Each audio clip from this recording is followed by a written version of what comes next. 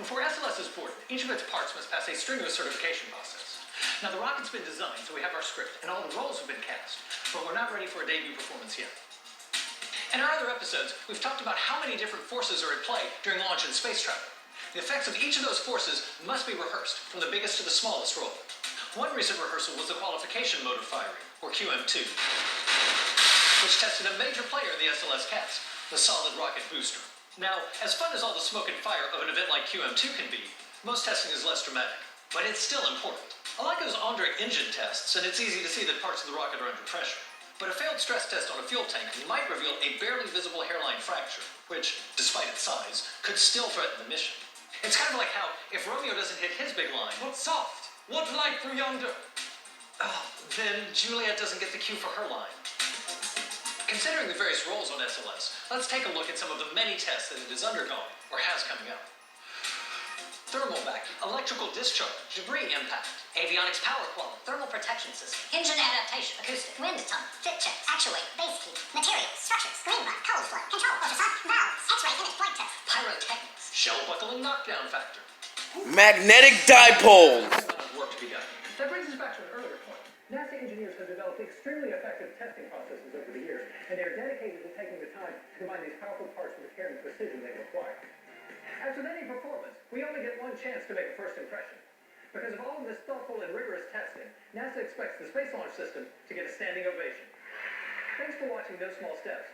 See you next time. No small magnetic steps. My name is Catherine Crow, and I'm a systems engineer right here at Marshall Space Flight Center in Huntsville, Alabama.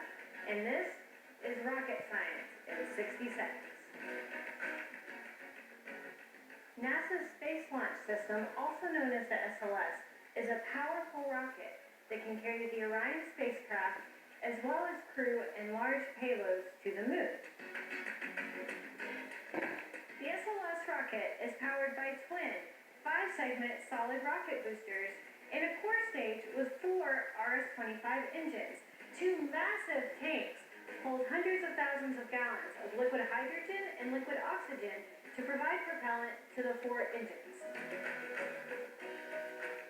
SLS is the only rocket that can move us forward to explore the moon, establish a permanent base there, and develop the technologies to take American astronauts to Mars and beyond. The Space Launch System's core stage is the framework of the world's most powerful rocket.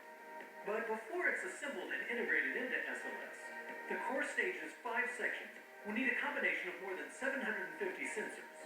And you're going to need a sump pump for a cooling system. All that work is being done as we speak.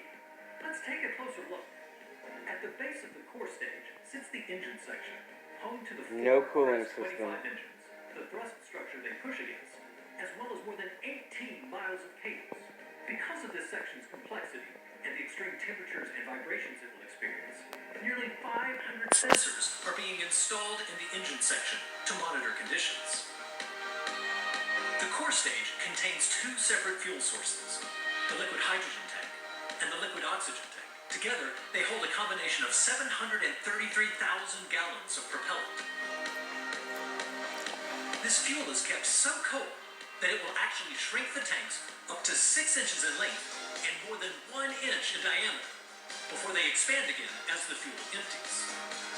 Not if you do a sump pump And system. anything attached to the tanks must be secured with a variety of flexible or accordion-like or telescoping connectors. The intertank is designed to connect the 2 fuel tanks. It isn't being welded together like the rest of SLS. The intertank is being put together by 14,500 custom bolts, fasteners, and fittings. The brain of SLS is in its forward skirt section. The 45 miles of cables controlling the SLS eventually lead to the forward skirt section, where 3 flight computers monitor more than 1,100 sensors to ensure a successful flight. Power for the computers and other core stage electronics is provided by 4 lithium-ion batteries. Each is about the size of an average car battery and provides about 1.8 kilowatts of power for the rocket's 10-minute mission. NASA engineers are working hard as we speak to make sure that every part of the core stage is outfitted and tested. But that's just the beginning. Once the individual sections are complete, the whole thing needs to be assembled. But we'll save that for another time. Thanks for watching.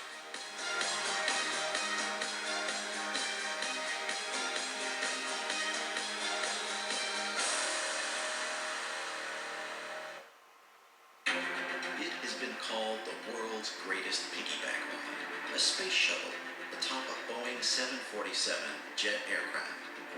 But this is no ordinary 747. This is the Shuttle Carrier Aircraft, the SCA.